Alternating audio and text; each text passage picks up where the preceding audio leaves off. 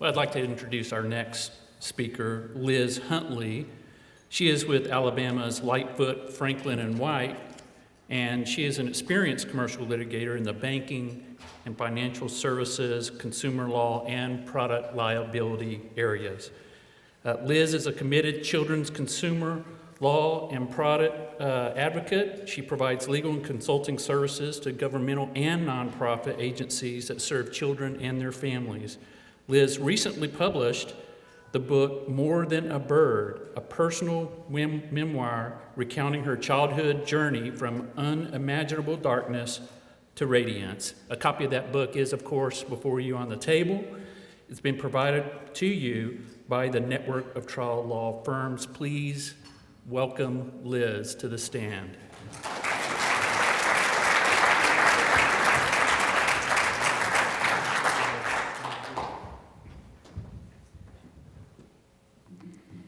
Well, good morning, everyone.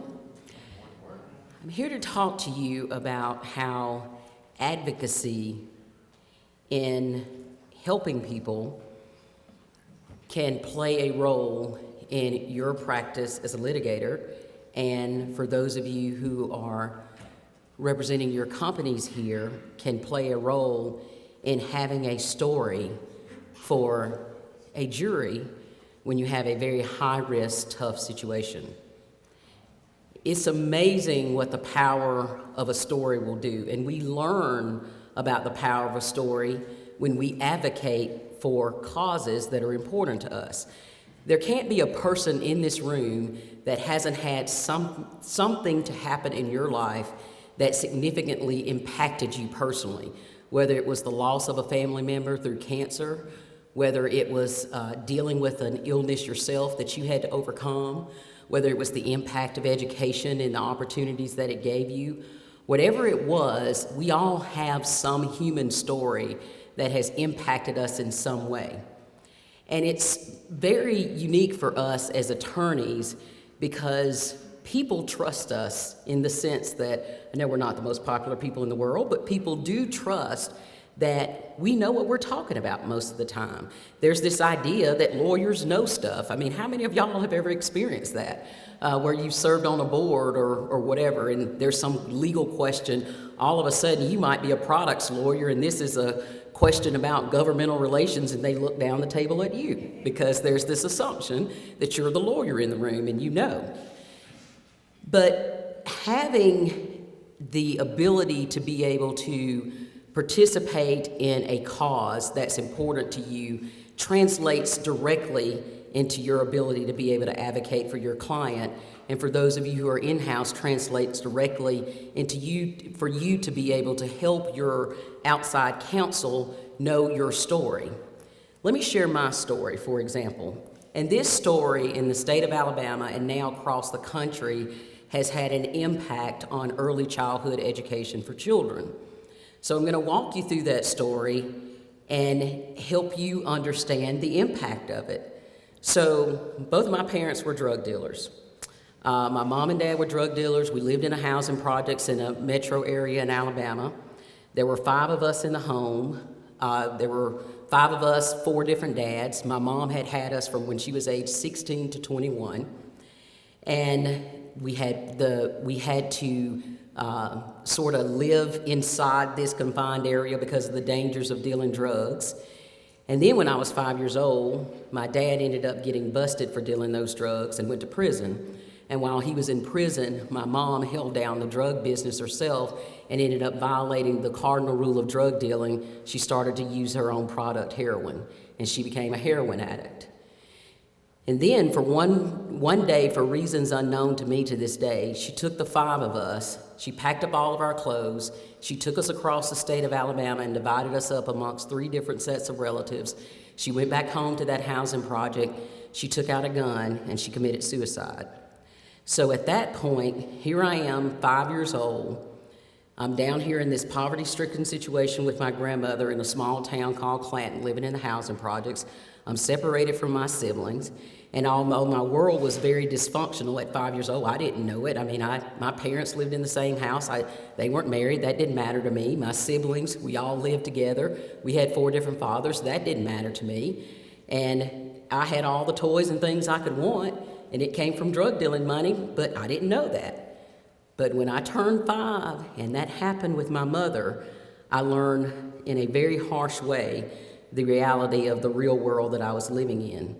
And to add insult to injury, when I lived in that house with my grandmother, there was an uncle in the house that began to sexually abuse me within a month of me living there. So I go in this situation where I am extremely dark and low. I'm painting a picture for you. I'm holding my head down. I don't look up at people. I'm embarrassed about my situation. I'm very reserved. And my grandmother heard about this preschool that was opening up in a local church through a community action program. So she sends me down to that preschool. I remember walking in the door like it was yesterday. I walk into this preschool and I look around and I kind of smile because I see all of these bright, colorful workstations, these age-appropriate desks. I was living in this very harsh adult life that to walk into a room that was catering to children meant so much to me. So I kind of smiled.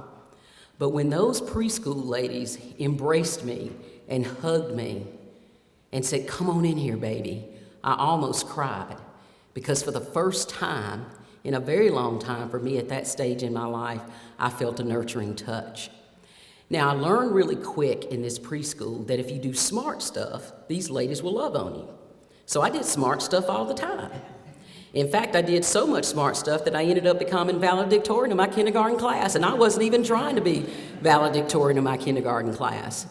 But what I did not know at the time was that I was being blessed to have a buffer against all of those child traumatic experiences that were going on to me that was going to serve as a foundation for a quality of life for me later that the stage was being set for. So let me fast forward what happened to you there. So first day of school, we're integrating schools. This is the mid-'70s in Alabama. And I get up that morning and my grandmother looks at me and she says, "Elizabeth, I want you to go across to that school, and I want you to tell the teacher to put an X everywhere she needs to sign on the paperwork, send it back home, and I'll sign it and send it back tomorrow." So it dawned on me, my grandmother's about to send me to this school by myself. So I mind my grandmother now. I didn't dare question my grandmother. I got on that bus, and I went across to that school. And I walked into the door, and when I looked on the wall, I saw first grade. Well, how did I know it said first grade? Because of that preschool. So then I saw people come in with their children and they'd look on the wall and say, "Oh, little Susie, you're in such and such class." And they'd go off to the room. And I thought to myself, well, my name's got to be up there. I'm going to first grade. So I got on my little tippy toes and I scrolled down the walls until I found my name, saw what room I was supposed to go into. How did I know how to find my name and do that? Because of that preschool. So I go into the first grade classroom and I sit in the very front desk and I sit up very straight. I sat in the front desk because the ladies at the preschool told me don't nothing good happen in the back of a classroom. When you get over there to that school, you better sit your butt in that front desk. So I sat in the front desk, I sat up straight, I didn't say a word, and I saw all the other parents in there getting their kids acclimated to school. Well, finally, the teacher started to walk towards me. Now, mind you, we're integrating. I had not had a lot of experience with white people. So I was a little nervous, and she started to walk towards me, and I promise you guys, she looked just like Wonder Woman. Linda Carter, Wonder Woman. She had the dark hair and the pretty eyes. Now for me, back in the mid-'70s, this was when the Wonder Woman show was on TV every day, so being a fragile child in my situation, I thought one day Wonder Woman was going to come with the gold cuffs and the rope and save me from all the bad people.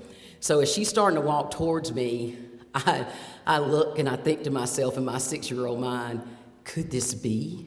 Is my teacher Wonder Woman? I mean, how cool would that have been? Well, she wasn't Wonder Woman. She was Miss Pam Jones, but she was my Wonder Woman because she walked up to me and said, "Hello, young lady, what is your name?" And I promise you all, I panicked.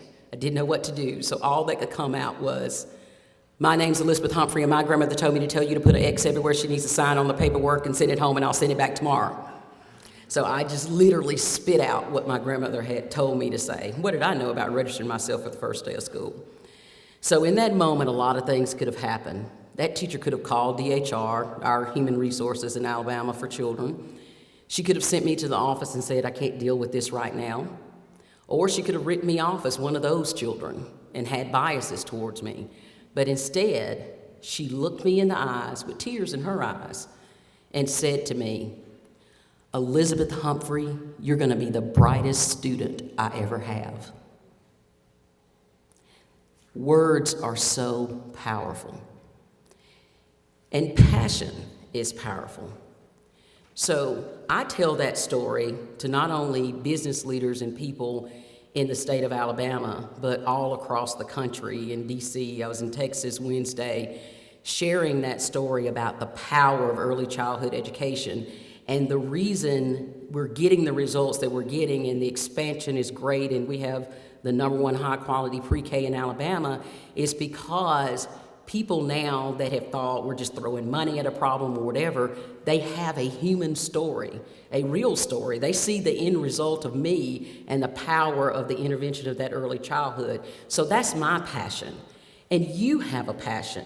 You have something that you care about, and you're strategically positioned as an attorney, either through your firm or through your company or organization that you're a part of, to do something about something that you're passionate about. And how does this translate into me as a litigator, as a person that stands in front of juries? The impact that it has on me because I have something that I'm passionate about, something that I tell people about, something that I understand real stories about. What it does is it helps me better advocate for my clients because I get it. I get that when you make something real to people in a box and you humanize a corporation, you let them know that there's a story behind the story of the name and the title and what we know and the perceptions that we have about that company or that entity or that municipality that I happen to be representing and what impact they have. You learn how to find the story and tell the story in such a way and humanize it in such a way that a jury will listen to you. And not only does it have that impact in your ability to be a litigator and to tell the type of story you need to tell to make the case for your client in the courtroom, and for those of you in in-house counsel, the ability to be able to tell the story about your company in such a way that it humanizes it, it makes you a better person. It makes you a better person because you're doing something that you feel good about that has impacted you in some sort of way. And guess what else I think? I think it's your responsibility. You know, when I was in middle school, I had a teacher that I read all the time. It was my way to escape from my terrible world that I lived in. And I had a teacher that encouraged me to start reading biographies. And as I read these biographies, one of the things that I learned was that every great impact that has ever happened on society happened through the legal profession. Now, at that time, 6th grade, 7th grade, middle school, I knew nothing about being a lawyer and what it meant and what you had to do, but I did know this. I did know that society became what it was because of lawyers, that it became what it was because of the legal system. And it happens every day through products trials, through med mal trials. They impact society and they lead to substantive change that affect the way we live every day in this country. And I wanted to be a part of that. I wanted to do something special with my life. And I knew that coming into the legal profession was the way to do it because our advocacy effectively translates into making society what it is today through so many different ways. And it is important for us to also remember that with that badge that we have as being lawyers, and although we make impact through our profession, through whatever area of practice we choose, we're also advocates for the community. We're advocates for the people that live around us. We're advocates for those that are less fortunate, that need a hand up, not a handout. We're advocates for those organizations that affect change through seeking out cures for cancer or helping children in hospitals that can't afford the proper medical care so that there can be high-quality hospitals for children. We're advocates in so many ways. What I challenge you to do today is I hope that you will find that way in which you can be an advocate in your community around you. And I don't just mean join a board. I know several lawyers that are on boards and they like it on their resume and they want to be able to say, you know, a lot of people are in this organization. You've got the top people that are in this organization. But I'm going to tell you where people will notice you. And you don't do it because they'll notice you. They'll notice you when you're sincere, when you're involved in something that you truly care about, because there's going to be a story. There's going to be a story associated with that commitment and that passion that you have for that organization that's going to make you advocate in ways that you never thought you could as a board member on organizations. And it will directly translate into your practice. I promise you, it happens for me every day. When I talk to my clients, I want to know the story. I want to know what this story is. What am I dealing with? I'm not just dealing with a complaint, and now we got to figure out an expert, and we got all those deadlines. Those are all the technical things that are going on. But I'm dealing with an issue, and I'm dealing with a problem, because the client wouldn't be there with me if they didn't have a problem. And so all of those skills that I've learned through advocating for pre-K, collaboration, understanding what environment we're going into when we're trying to expand access, understanding the players in a community, all of that translates into understanding a jury pool, understanding the dynamics. All that grassroots effort directly interplays into my practice. It's interesting. Now we've got this thing at my law firm, particularly in the state of Alabama, and now this is starting to grow as I go across the country. We got a jury trial here. Let's call Liz. Probably going to know somebody there. And guess what? I probably do. And it's not because of trying cases there. It's because of the advocacy work that's been done there. And it makes a difference. It gives you an opportunity to really understand the fabric of your community and to be able to better serve your companies and your clients by understanding the nature of the type of people that live in an area, because it directly translates into what's going to happen when you pull those people together to make a jury. It's critical, and it is important that you do that, not just for yourself, because I promise you, you'll have a healthier, fuller, successful practice if there's a part of you that's using all this knowledge and talent that you have been blessed with for a better good, and it's going to directly translate to your clients.